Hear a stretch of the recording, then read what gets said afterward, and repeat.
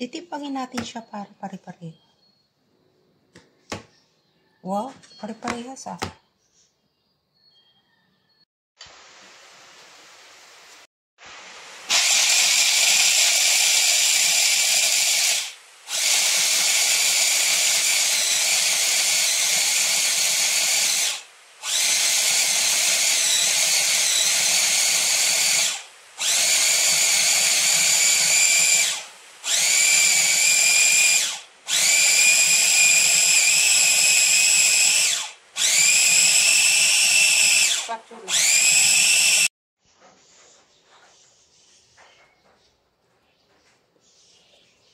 Ayan na po yung aming homemade peanut butter. Gamit lang yung aking food processor.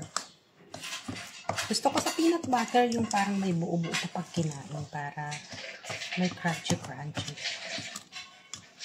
Konting oil lang nilagay ko dyan. Butter po nilagay ko mga suki bills.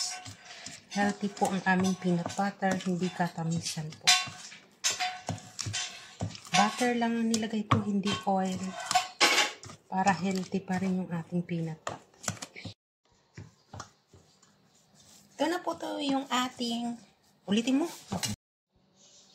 Ito na ang ating homemade peanut butter na walang oil. Butter po nilagay namin dyan.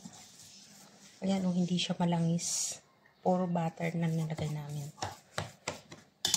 I-repack natin para yung bibili ng pandesal. Oh my God. Titimbangin na lang natin.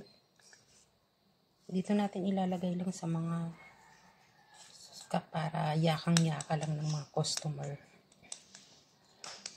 Yan, porong-poro yan. Walang mantika. Butter lang po yung peanut butter.